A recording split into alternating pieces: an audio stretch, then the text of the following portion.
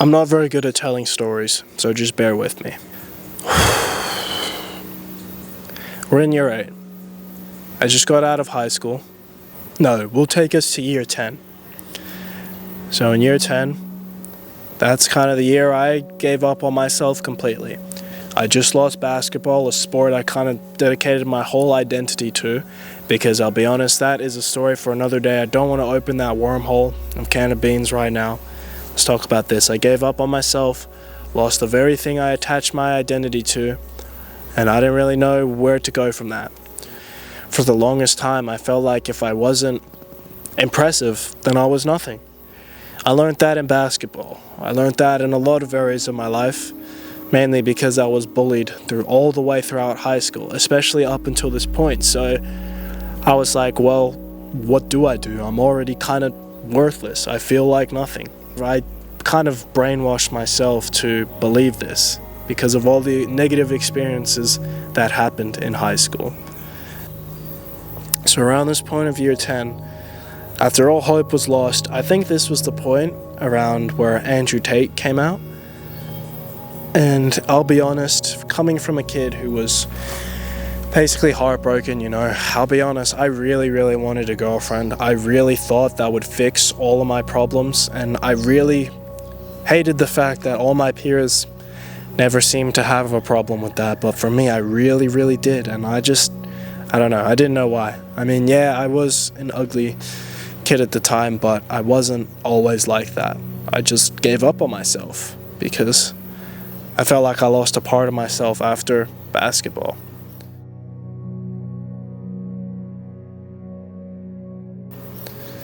So, when Andrew Tate came out, something in me sparked up, something in me changed. I know Andrew Tate is a very controversial person. A lot of people have a lot of things to say about him, but I took a lot of things from his messages. Everything he was saying, I just felt and related to so much. This generation is cooked.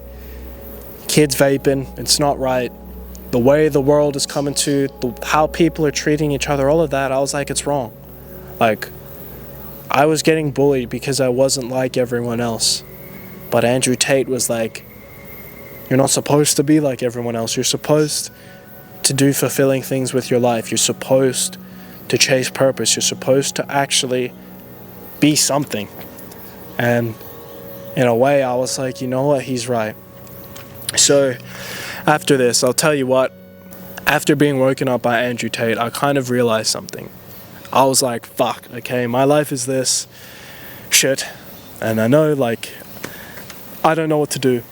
How do I fix this? How do I turn my life around? I don't want to live the next years or the next year of my life or just be drowned in self-pity. Yeah, I lost basketball, that sucks. I have an injury that probably will never recover. My life is shit. How do I fix this? So I look back on my childhood. As a kid, I was always very ambitious. I was always very happy. I was always very, perspicacious. I don't know what that means entirely, but I know that's technically what I'm trying to say. I used to be a very vibrant, a very happy kid, man. I'll be honest, like, looking back to me, where as a kid, all I ever wanted to be was Superman. Seeing Superman as a kid, like, how powerful he was and, how positive he was, and just, even in school, like, I would always pull up and be Superman. People were like, you can't be doing that as a kid, but I just did not care what people thought. And, as a kid, no one can actually bully you because you're a kid, and, it was awesome. And that's all I ever really wanted to be again. I wanted to be that kid who didn't give a shit, that kid who listened to his intuition, that kid who genuinely believed in himself so much to the point where he genuinely felt where he was just making every single day count the way he wanted to. So in that moment where I was at my lowest, Andrew Tate came out, and I was looking back at my childhood. I was like, well, what can I do? And that's when I realized as a kid, I used to make social media. I've always had like a thing for that. Mainly because, like, when I was growing up, Logan Paul was a thing, and he kind of invoked something in me as well. Like, he's very confident, he's very funny, he's very fun, and like, so that's why I kind of did social media, because he did it. And I was like, okay, I'll give social media a try. That's going to be my first step to fixing my life. And that's kind of what I did. Here's the story. In year 11, because I was also failing school miserably at the time, I invested so much into basketball because for some reason I've always had this strong feeling I'm going to be like Russell Westbrook on the court, I'm going to be a 6'3", amazing NBA player who's going to inspire millions. And I don't know, that's the story I told to myself and kind of made myself believe that was going to happen. So when it didn't, yeah, you can imagine how catastrophic that was for me. But anyway, moving on, the first step I was going to do was social media. I've never really gone out of my comfort zone in a while. As a kid I used to make these videos, but that was a long time ago. But I knew that is something, and even in high school I always had like a strong pull to do social media. But again, I was so afraid of being judged. After always being bullied, I was so afraid of people making fun of me and what people thought. I just never took that leap of faith.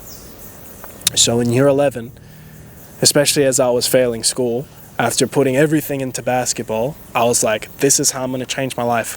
I'm going to fix up my grades. I'm going to start this YouTube channel. I'm going to finally do what I was supposed to do and be that kid who I always knew I was meant to be, starting now.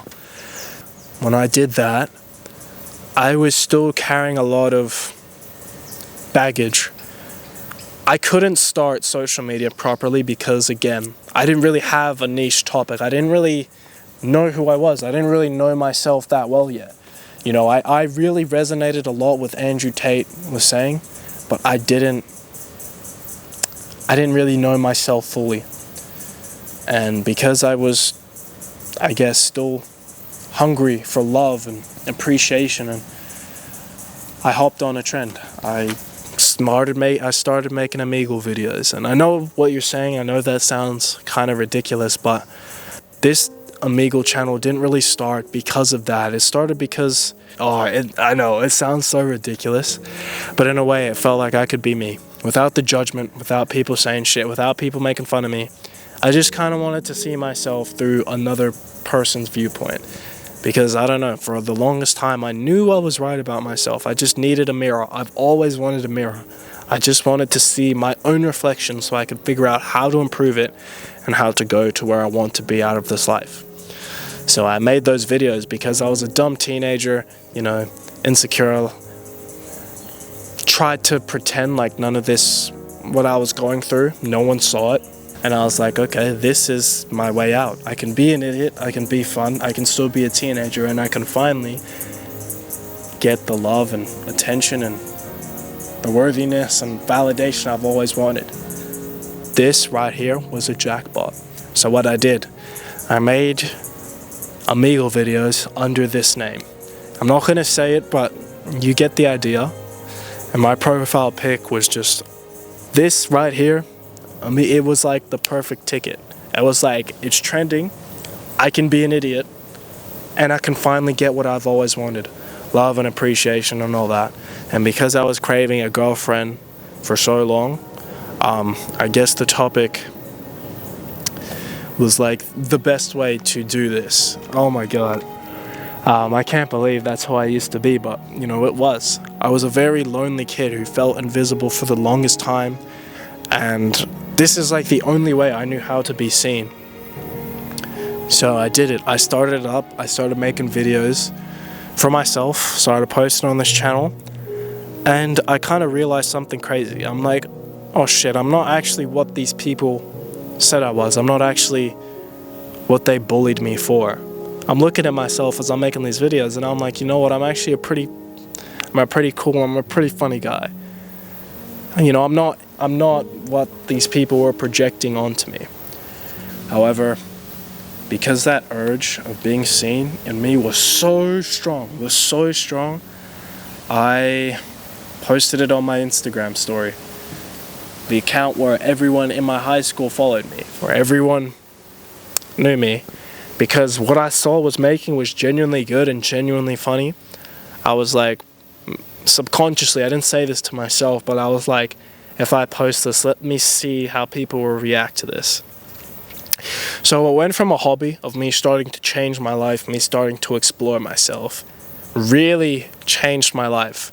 And when I posted this on my story, I was seeing the subscriber count go really high and really fast. And I don't know, I didn't tell anyone to go subscribe. I didn't really advertise it as much. Well, actually, no, I did. I'll tell you about that in a second, but essentially what I was making was really, really good. I was getting DMs from the people I really wanted to be admired and seen by in high school. You know, like the really cool kids or the popular ones. The basketball ones I really wanted to be around because I wanted to be like, but I got injured. Anyway, that's a story for another day, but I was getting messages all over Snapchat and Instagram saying like, man, you're funny, you're hilarious, great video, good job. And like just the dopamine inflation, I was like, I didn't really know how to deal with all this attention. This was like a very new stimulus for me. And the first thing that went in my head was finally the respect I deserve. Because it wasn't so much, I'll talk about this story in a second, but the point I wanted to say, it wasn't so much the attention I was getting, but it was more of like, in a way, the message I sent to everyone when I posted this on my story. And immediately I thought to myself, finally, the respect I deserve. Like, finally, this is the respect. This is how I should be treated. I did have an ego. I will talk about that in another video because this has a whole bunch of layers and stories upon stories, but I'm just going to film this the only way I know how. But anyway, continuing on. I came into school the next day after saying to everyone, oh, appreciate you liking my video. Go repost it or whatever. Thank you for the like and love, and just replying to DMs after DMs. I've never really had this much attention. I felt like a celebrity. Came into school the next day and I was just inflated with people. Everyone was in my face. The whole school was blowing up. Like, I'm talking, this was huge. This was big shit. Everyone finally, I wasn't really the invisible kid anymore. I wasn't the kid people were bullying. It was like people actually knew my name. People respected me. And even like, you know, the little year 7s and whatnot, little year 8s were like, oh my God, you know, it's him, it's him, it's the guy, it's the guy. And I was just like, what the fuck is going on? Yeah, so the camera did just die, sorry for that. But I'm gonna leave it here.